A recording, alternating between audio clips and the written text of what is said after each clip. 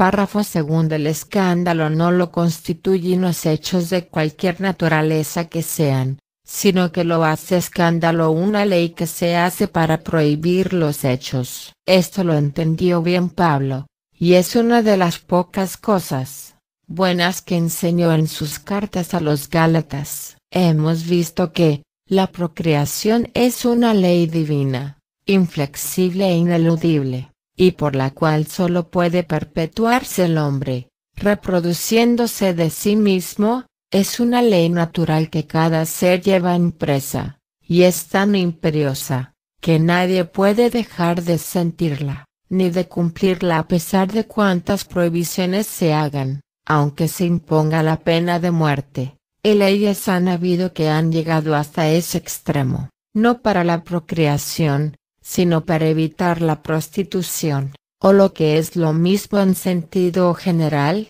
el adulterio, y eso lo encontramos en el Pentateuco de Moisés. A pesar de esa pena, el adulterio lo hubo y la prostitución también, y la causa no es otra sino que el alma no tiene ley, porque ella es solo el intermediario entre el cuerpo y el espíritu y sufre y goza con los goces y sufrimientos del cuerpo o del espíritu indistintamente, y ella por sí sola no puede gozar ni sufrir, y esto es no tener ley. Lo que hay es que los hombres no pueden comprender desde su comienzo de qué se componen, porque la materia es demasiado densa y pesada, hasta el punto de moverse con dificultad, como si arrastrase una pesada carga, y esta densidad opaquiza casi del todo la luz del espíritu envuelto en el alma y obrando dentro del hombre, desde donde va purificando materia, hasta extraer la esencia que contiene aquel cuerpo, y esa esencia la agrega al alma, la que es su archivo en el que eternamente el espíritu almacena y estudia y va purificándola cada vez más, hasta ser completamente transparente para reflejar la luz, de lo que solo es propietario el espíritu, por lo que el alma brilla un día como brilla el globo que envuelve la luz de una lámpara, pero aquel brillo no es del globo, sino de la luz que encierra. Por esto es muy natural que haya un tiempo, y lo hubo, en que el hombre no conociera más que su cuerpo, y como apenas sentía el dolor cuando lo destrozaba una fiera, o serían el uno al otro en la conquista de las cosas que había de menester, sobre todo en la conquista y, mejor dicho, en la cara de la hembra, no sentían,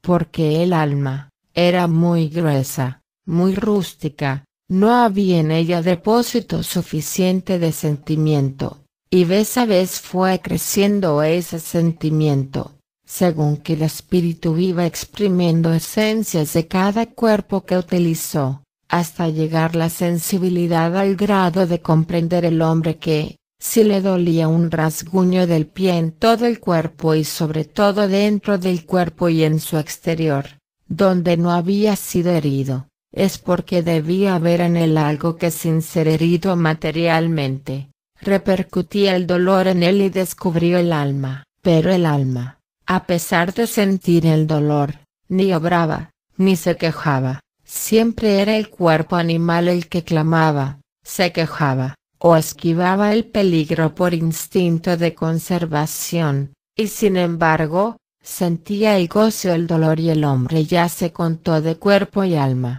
ya era dúo, ya sabía que no quejándose ni gozando el cadáver, era porque el alma era la sensitiva y era entonces superior al cuerpo, y empezó el hombre a temer a su propia alma y más, a las almas de los otros hombres, y dio base a una nueva evolución. Ya no quería morir el hombre, ya quería que su alma viviera, porque parecía que se reflejaba en luz por sus ojos, y era cierto, que la veía en sus presentimientos, y la estableció primero que el cuerpo, porque al fin lo dominaba y el cuerpo la servía en sus sentimientos, y obraba el hombre con temor, lo que antes lo hacía sin precaver. Y cuando veía a otro hombre obrar aquello que él ya temía, lo castigaba para que no lo obrara otra vez. y nacía una ley de prohibición. El obrar lo prohibido era escándalo,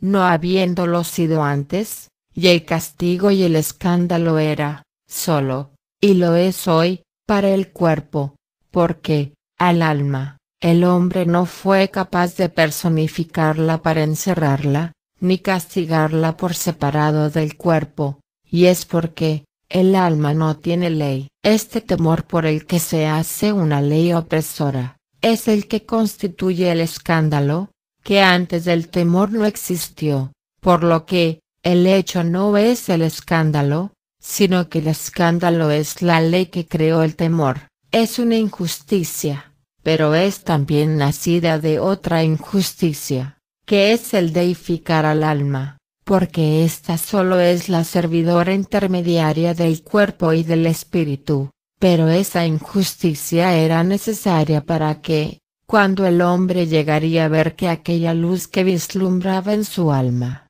por lo que la deificó, no era luz del alma, sino que esta alma no es otra cosa que el globo que envuelve la luz, la que da brillo al globo. Aquí habría otra gran evolución, que es fuerza que provoque la revolución, con otra semejante injusticia, y se volverá a hacer nuevas leyes prohibitivas que, harán escándalo de lo que antes no lo era, sino virtud y aun santidad. Todo esto no es más que la demostración de la ignorancia del hombre, que se rige por necesidad de la ley del cuerpo, o sea de la materia, y jamás pudo encontrar leyes del alma, porque no las tiene. Ella es solo el archivo de las leyes del espíritu y del cuerpo, y el alma se impresiona con todos los movimientos, con todas las acciones y con todos los sentimientos del cuerpo y del espíritu,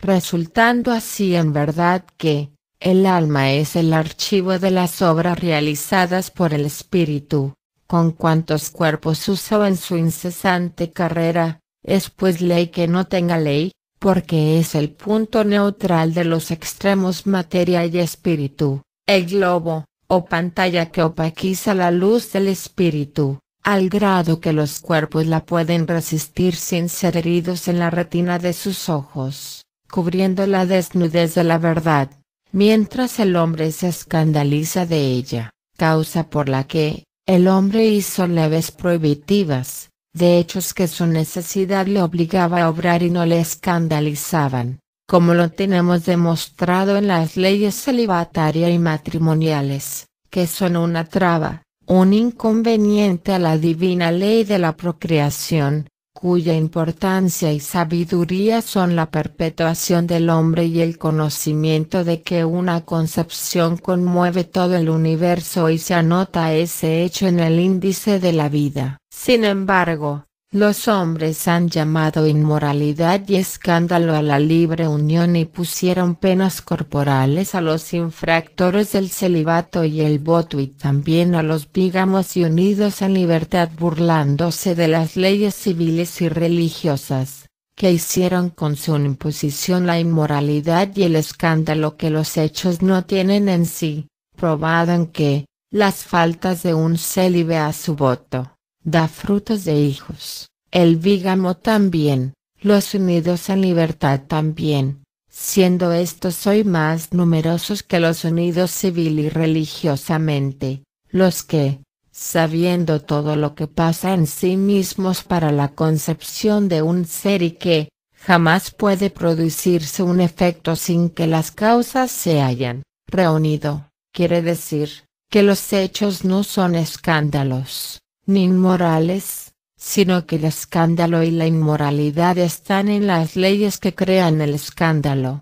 y es que, como el cuerpo tiene su ley y ésta es inflexible, y por sobre todas las leyes prohibitivas ella domina con su irresistible imperio, y el espíritu no reconoce más que la ley eterna del progreso y no tiene para nada en cuenta las leyes que constituyen por capricho el escándalo, empuja al cuerpo dulcemente pero con fuerza incontrarrestable al cumplimiento de la ley madre, aun sabiendo que en su cuerpo ha de sufrir por la injusticia de la ley, de la ignorancia, del temor y del escándalo que la conveniencia religiosa y la falsedad de la sociedad que hipócritamente se escandaliza en los hechos públicos y guarda ocultos los verdaderos escándalos cometidos por los impositores de la ley, que cobran el goce de la naturaleza, burlándola con medios ilícitos de los frutos que exige de la unión de cuerpos. De ahí el escándalo, nada más moral ni menos escandaloso,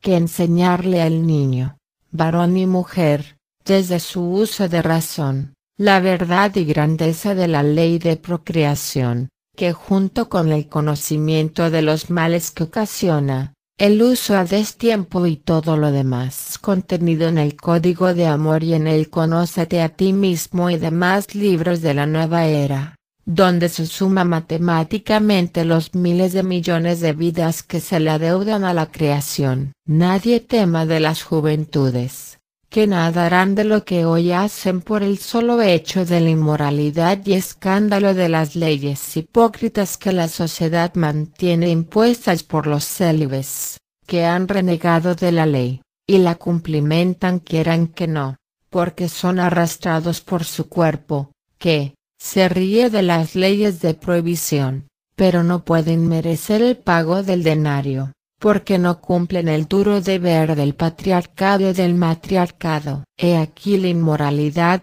de ahí el escándalo. En todo esto, el alma es arrastrada por uno o por otro de los dos, por el cuerpo o por el espíritu, a la ejecución sensible de los hechos, única cosa que el alma puede hacer. Si el cuerpo venció, este arrastra al alma; si el espíritu triunfa, extrae las esencias del cuerpo, agregándolas al alma, y en todos casos la arrastra, porque desde su primera existencia como hombre, ya no la puede dejar, y en todos los casos, el alma sufre o goza, es opaca o brillante, por las leyes de la materia o por la ley del espíritu, porque ella como entidad, es agregada al espíritu, y lo agregado no tiene ley. Es garantido por la ley del sujeto a quien se agrega, y por él ha de responder. Esa es el alma como entidad y no tiene ley,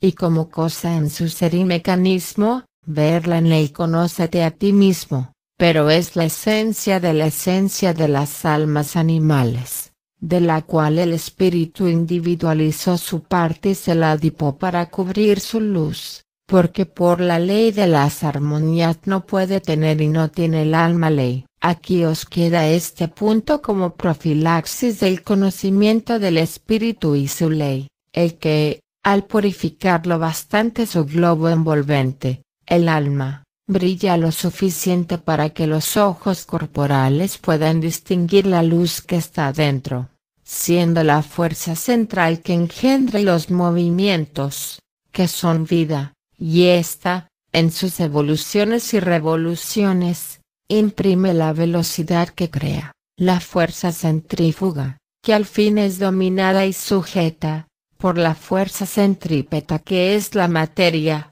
la que al fin, se convence de su conveniencia de espiritualizarse, y aquí se hace el hombre trino, reconociendo su cuerpo, su alma, y su espíritu, jefe. Es cuanto os tenía que decir el anciano cuarto, que os ama.